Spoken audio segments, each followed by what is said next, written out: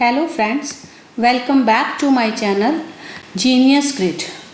As you already know, we have already started a chapter that is tissue, and we have discussed its different type of tissue in already discussed 2 or 3 videos. We have discussed what is meristematic tissue, what is permanent tissue, and types of permanent tissue. We have already covered simple tissues.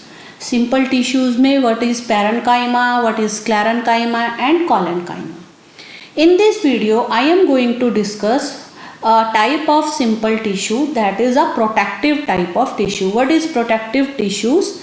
And we will discuss in detail the types of protective tissues. But before that, do subscribe to my channel Genius Grid. Share it with friends and also press the bell icon so that you will get the notification of all upcoming videos and all upcoming chapters. So let's start with what is a protective tissue. As you already know what is protection. Protection आपको पता होता है protection क्या, किसी भी चीज़ को मतलब protection देनी है. प्रोटेक्शन का मतलब आपको पता ही है कि हाँ किसी चीज़ को सुरक्षित रखना है या मतलब उसको एक ढंग से बचा के रखना. सो प्रोटेक्टिव टिश्यू जैसे नेम मतलब इसका बता रहा है कि प्रोटेक्टिव टिश्यू की भी सेम ही फंक्शन होती है. Protective tissues of plants are the tissues which provide protection. मतलब ये भी प्लांट को प्रोटेक्शन प्रोवाइड करते हैं कि कोई भी चीज़ इस पर अटैक कर रही है या कोई भी चीज़ इसको डैमेज करने की कोशिश कर रही है तो जो टिश्यू इसको प्रोटेक्शन देता है that is known as protective tissues. They are usually present in the outermost layer of the plant. अब प्रोटेक्शन क्या होती है? प्रोटेक्शन तो यही होती है ना, अगर आप कोई सिक्योरिटी गार्ड्स रखते हैं या आप कोई भी प्रोटेक्टिव एजेंसी से कॉन्ट्रैक्ट करते हैं कि हाँ जी हम आपको प्रोटेक्शन चाहिए, तो वो आपको प्रोटेक्ट करते हैं. कैसे? आपके आगे खड़े होके या आपके चारों तरफ आपको सिक्योरिटी प्रोवाइड करके, आपको घेरे में बीच में रख के. इन द सेम वे ये क्या है, क्योंकि ये भी प्रोटेक्शन प्रोवाइड कर रहे हैं टिश्यू, तो ये सबसे बाहर की जो प्लांट की लेयर होती है उसके अंदर प्रेजेंट होते हैं. प्रोटेक्शन मतलब बाहर. प्रोटेक्शन आपको कहाँ से चाहिए होती है? जैसे हमारा सिक्योरिटी गार्ड बाहर खड़ा होता है कि भाई हाँ जी किसी भी बैंक में जाइए, आप किसी भी घर में जाइए, जो सिक्योरिटी गार्ड्स रखते हैं तो वो कोई रूम में थोड़ी ना बैठे होते हैं, वो तो सबसे बाहर ही होते हैं. In the same way protective tissue सबसे बाहर की लेयर में इसके टिश्यूज प्रेजेंट होते हैं. Type of protective tissues in plants, they are of 2 types of protective tissue. अब प्रोटेक्टिव टिश्यूज भी आगे 2 टाइप के होते हैं. कैसे? एक है epidermis and second one is cork. अब सबसे पहले हम डिस्कस करेंगे what is epidermis. Epidermis forms one cell thick outermost layer of various body parts of the plant such as leaves, flowers, stems and roots. तो epidermis जो protective tissue है ये कैसे प्रेजेंट होता है? ये एक सेल की लेयर जो सबसे बाहर प्रेजेंट होती है, चाहे वो लीव्स में है, चाहे वो फ्लावर्स में है, चाहे स्टेम्स में और चाहे रूट्स में है. तो जो वो वाली लेयर प्लांट्स को प्रोटेक्शन दे रही है, लीव्स को, फ्लावर्स को, इन सब चीज़ को जो आउटर मोस्ट लेयर प्रोटेक्शन दे रही है that is known as epidermis. Epi means सबसे ऊपर, तो एपिडर्मिस मतलब सबसे बाहर की लेयर जिसके होने से जो प्लांट्स के पार्ट्स हैं वो प्रोटेक्टेड रहते हैं, वो नोन उसको क्या कहा जाता है? That is known as epidermis. Epidermis is covered outside by a cuticle. Cuticle is a waterproof layer of waxy substance called as cutin, which is secreted by the epidermal cells. तो क्या बात बता रहे हैं? ये कह रहे हैं जो एपिडर्मिस है, अब जैसे सिक्योरिटी गार्ड है, सिक्योरिटी गार्ड अपना ऐसे तो बैठ नहीं सकते जी हाँ जी हम खाली बैठे हैं, उनके पास कोई ना कोई वेपन होता है, किसी के पास कोई गन होती है, किसी के पास कोई डंडा होता है, किसी के पास राइफल होती है कि हम इस चीज़ से प्रोटेक्ट करेंगे. In the same way epidermal cells होते हैं, ये कैसे प्रोटेक्ट करते हैं? ये एक केमिकल सिक्रीट करते हैं जिसका क्या नाम होता है? क्यूटिकल. तो ये क्यूटिकल जो मतलब अपने अंदर सिक्रीट करते हैं ये अपने ऊपर उसको जमा कर लेते हैं. देखिए बाहर एपिडर्मिल मतलब सबसे पहले एपिडर्मिस की लेयर मतलब जो टिश्यूज़ हैं प्रोटेक्टिव टिश्यूज़, अब उन्होंने अपने अंदर एक केमिकल सिक्रीट किया हुआ है जिसको कहते हैं क्यूटिकल, तो उसके ऊपर वो लेयर. तो उस ढंग से क्या हुआ, एक ये वैक्सी सा सब्सटेंस होता है, तो उससे क्या होता है कि डबल प्रोटेक्शन मिल जाती है। कैसे? नीचे देखिए, एक ढंग से सोचिए, नीचे ईंटों की लेयर और उसके ऊपर एक सीमेंट की लेयर, तो कितना प्रोटेक्शन होगी ना। अब जो ईंटों की लेयर है वो तो कहला रही है एपिडर्मिस, और जो उसके ऊपर जो हमने सीमेंट किया है उसको हमने कहा क्यूटिकल। और क्यूटिकल क्या है? वो एपिडर्मिस ही जो अपनी चीज़ सिक्रीट करते हैं कि हमें और प्रोटेक्शन चाहिए, तो हम एक चीज़ सिक्रीट कर लेते हैं सीमेंट जैसी, that is known as cuticle. Cuticle is very thick in xerophytes. तो क्यूटिकल क्योंकि जो जीरोफाइट्स होते हैं, जो डेजर्ट्स के प्लांट्स होते हैं जिनके अंदर वाटर लॉस बहुत मिनिमम होता है, वो चाहते हैं कि हम अपने वाटर को बचा के रखें, उसके अंदर क्यूटिकल और भी ज़्यादा थिक होता है। क्यों? आप समझ सकते हो, जितनी मोटी लेयर होगी मतलब एपिडर्मिस के ऊपर क्यूटिकल की, उतना कम वाटर लॉस होगा। Cells of epidermis of leaves are not continuous at some places due to the presence of small pores called as stomata. अब हर जगह तो कॉन्टिन्यू लेयर है एपिडर्मिस की, मतलब दीवार की लेयर है जो ईंटों की, हर जगह आपकी कॉन्टिन्यू है। बट जो लीव्स हैं, as you all know, leaves के अंदर क्या होता है? स्टोमेटा। स्टोमेटा क्या होता है? गैसियस एक्सचेंज के लिए होता है, जिससे गैसेस बाहर आती जाती हैं। तो जहाँ पे लीव्स में स्टोमेटा प्रेजेंट होता है, वहाँ पे क्योंकि एक स्टोमेटा प्रेजेंट है, आप मान लीजिए दीवार में जैसे हमने एक लेयर ईंटों की बनाई है, उसके बीच में कहीं कहीं टैप्स लगी हुई हैं, या आप सोच लीजिए कहीं कहीं छोटी छोटी खिड़की है। तो जहाँ पे वो छोटी छोटी खिड़की होगी, तो वहाँ पे तो वो दीवार मतलब ईंटों की लेयर कॉन्टिन्यू नहीं रह सकती ना, वहाँ पे तो छोटी सी खिड़की देनी पड़ेगी। In the same way epidermis जो लीव्स में प्रेजेंट होता है, कई जगह जहाँ पे स्टोमेटा होता है वहाँ पे वो एब्सेंट रहता है, क्योंकि स्टोमेटा से गैसियस एक्सचेंज बाहर से होना है। ये stomata is guarded by pair of bean shaped cells called as guard cells. These are the only epidermal cells that possesses the chloroplast, the rest being colorless. तो क्या कहते हैं, जो स्टोमेटा हैं जिनसे गैसियस एक्सचेंज हो रहा है, उनके आसपास कई बार ये एग्जाम में पूछा जाता है कि स्टोमेटा होते हैं उनको कौन गार्ड करता है, तो उनको गार्ड करते हैं एक सेल्स होते हैं जिनको गार्ड सेल्स कहते हैं। ये वो वाले सेल्स होते हैं जिनकी किडनी टाइप की शेप होती है, और ये एपिडर्मल सेल्स ही होते हैं। और क्योंकि ये स्टोमेटा में है तो इनके पास क्लोरोप्लास्ट होता है। बाकी जितने भी एपिडर्मल सेल्स हैं जो भी प्लांट को प्रोटेक्शन दे रहे हैं, वो कलरलेस है, मतलब दे आर विदाउट क्लोरोप्लास्ट। तो ये क्या था? एपिडर्मिस था। एपिडर्मिस को मैं दोबारा से आपको एक और बार बता देती हूँ। एपिडर्मिस वो होती है जो बाहर बिल्कुल प्लांट की लेयर प्रेजेंट होती है, सेल्स की या टिश्यूज़ की कह सकते हो इन्हें, और ये प्लांट को प्रोवाइड करती है प्रोटेक्शन। और ये अपनी एक्स्ट्रा प्रोटेक्शन के लिए, डबल लेयर प्रोटेक्शन के लिए एक केमिकल सिक्रीट करती है जिसका नाम है क्यूटिकल।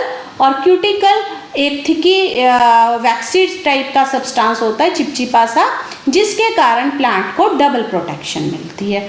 और जो ये एपिडर्मिस है वो लीव्स में भी प्रेजेंट होता है, बट जहाँ पे स्टोमेटा होते हैं तो वहाँ पे वो प्रेजेंट नहीं होता, और वो गार्ड्स टाइप के सेल्स की शेप ले लेता है, मतलब जो स्टोमेटा को प्रोटेक्शन प्रोवाइड करता है।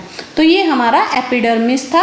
अब हम इसकी फंक्शंस करते हैं, जैसे कि आपने मतलब अभी तक समझ ही लिया है कि एपिडर्मिस क्या होता है, तो आप इसकी फंक्शंस अब अपने आप भी लिख सकते हैं, लेकिन फिर भी एक बारी जानने के लिए, the main function of epidermis is to protect the plant from desiccation and infection.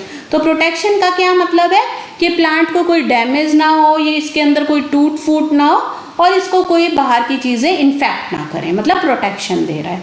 Cuticle of epidermis cuts the rate of transpiration and evaporation of water and prevent wilting. तो ये पहले ही हमने जीरोफाइट्स में बताया था ना कि क्यूटिकल की लेयर बहुत ज़्यादा थिक होती है। वो क्यों था कि प्लांट की जो ट्रांसपिरेशन है या प्लांट का जो वाटर लॉस है वो मिनिमम हो, और प्लांट विल्टिंग मतलब गिरने से, जैसे पानी से बिल्कुल ऐसा नहीं होता मुरझाया हुआ नीचे गिर गया, तो उससे बच जाता है प्लांट्स।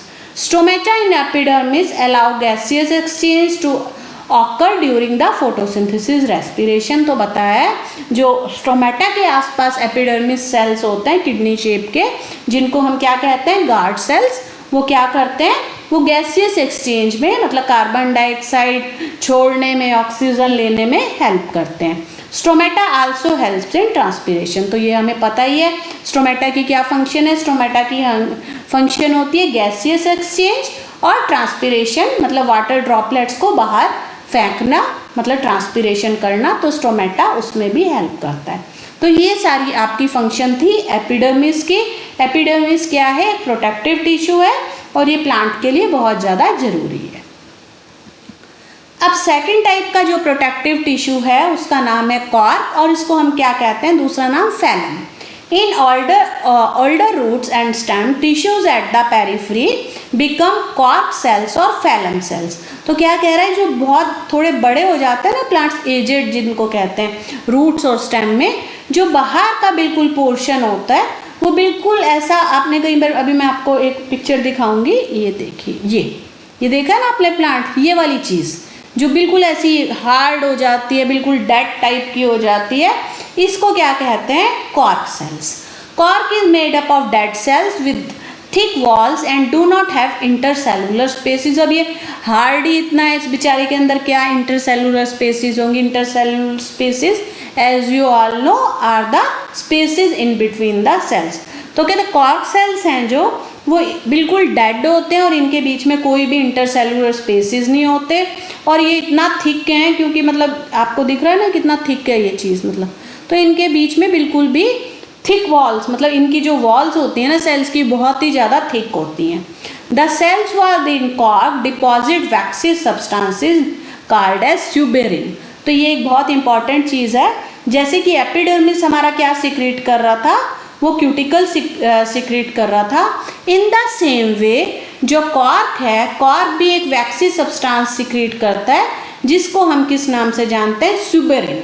सुबेरिन एक ऐसा सब्सटेंस है, वैक्सी चिपचिपा और वैक्सी मतलब मोम टाइप का ऐसा सब्सटेंस है जो क्या है, ये कॉर्क के सेल्स सिक्रेट करते हैं और उसको कहा जाता है suberin. The cells of cork become impermeable to water and gases due to, अब बता रहे हैं कि अब जैसे किसी चीज़ पे वैक्स की आप डिपोजिशन कर दो किसी भी चीज़ पे, तो उससे क्या होगा? वो बिल्कुल क्लॉग हो जाएगा, मतलब बिल्कुल बंद हो जाएगा, और उसके अंदर से वाटर लॉस, गैसेस एक्सचेंज सब बंद हो जाएगा।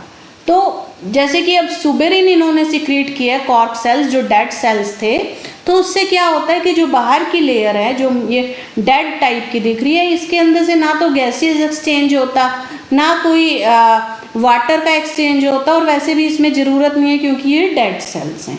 The cork cells are without any protoplasm but are filled with resins और टैनिन्स।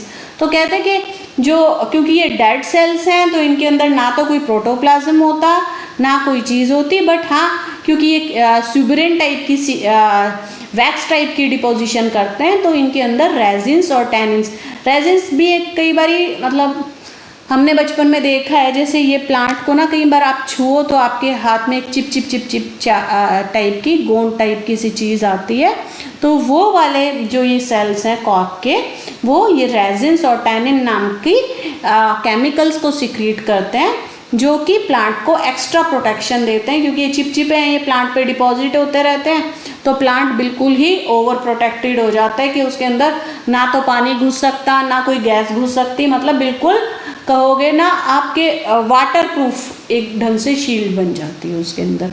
तो ये कॉर्क है, ये देखिए ये सारा का सारा जो बाहर का आपको दिख रहा है डेड टाइप की चीज़, ये सारा कॉर्क की फंक्शंस, कॉर्क की मतलब है, कॉर्क मतलब यहाँ पे डिपॉजिट हुआ है। Cork is functions of cork, तो वही कॉर्क के भी वैसे ही फंक्शंस होंगी। कॉर्क प्रोटेक्टिव है, डेफिनेटली प्रोटेक्टिव टिश्यू है तो प्रोटेक्टिव ही होगा। कॉर्क सेल्स प्रिवेंट डेसिकेशन, ये प्लांट को टूटने फूटने से, इन्फेक्शन से, ये पहले भी हम कर चुके हैं, और कोई मैकेनिकल इंजरी कि आप जाके एकदम चाकू मारो इस प्लांट को, तो मतलब देखो ये कितना हार्ड है, तो आपका चाकू टूटने के ज़्यादा चांसेस हैं कंपैरेटिवली प्लांट को कोई इंजरी होने के। imperviousness, lightness, toughness, compressibility and elasticity make the cork commercially valuable।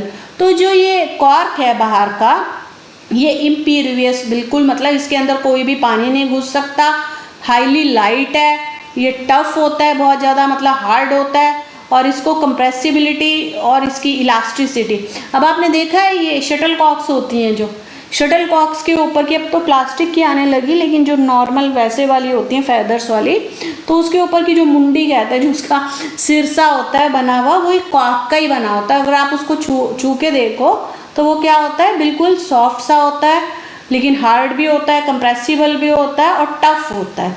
तो ये सारी चीज़ें जो हैं ये कॉर्क की बनी हुई होती है। और कॉर्क आपने देखा ना, कई बार बॉटल्स होती हैं, बॉटल्स के ऊपर के मुंह को बंद करने के लिए एक लकड़ी सी लगी हुई होती है, दैट इज आल्सो कॉर्क।